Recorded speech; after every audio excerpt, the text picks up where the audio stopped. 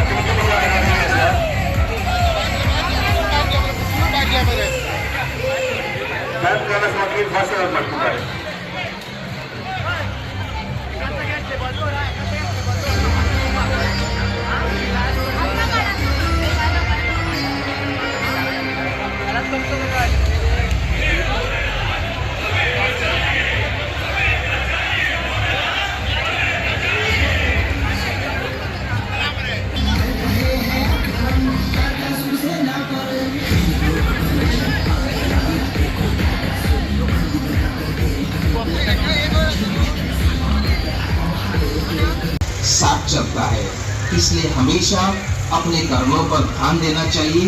सदैव अच्छे सुखदायी कर्म ही करना चाहिए। काम, क्रोध, लोभ, मोह, अहंकार रूपी विकारों के वशीभूत होकर कोई भी कर्म करते हैं तो वह सब पाप कर्म में गिना जाता है और उसकी सजा भोगनी पड़ती है।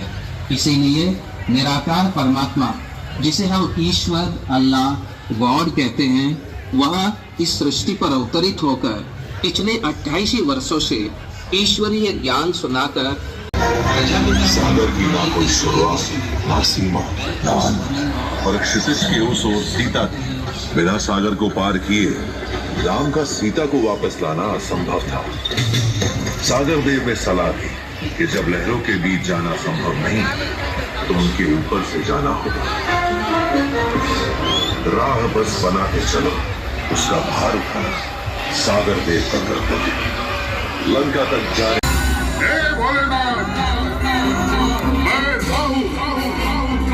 असुर सम्राट जलंधर पार्वती पर मोहित हुआ है।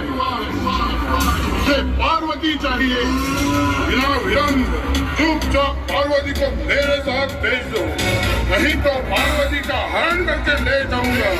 स्वामी, इस दुष्ट से मेरी रक्षा करो, मेरी रक्षा करो। घर में भेजा राहु,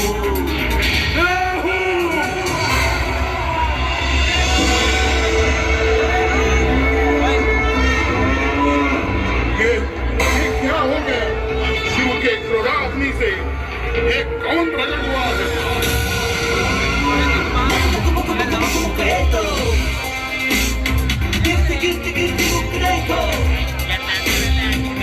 इस राहु को ऐसा दंड दो कि आइंदा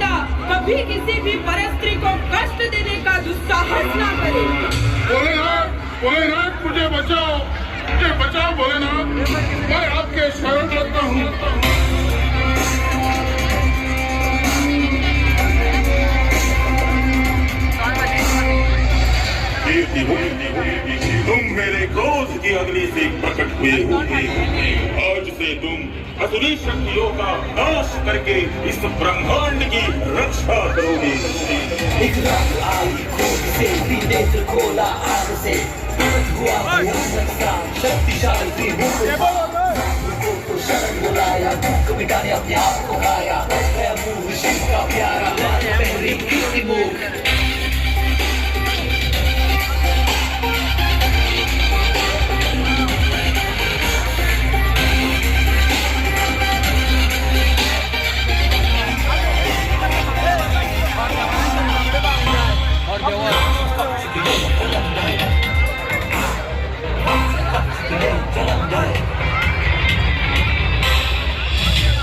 राहुल, इस ब्रह्मांड में पार्वती जैसी सुंदर स्त्री कोई नहीं।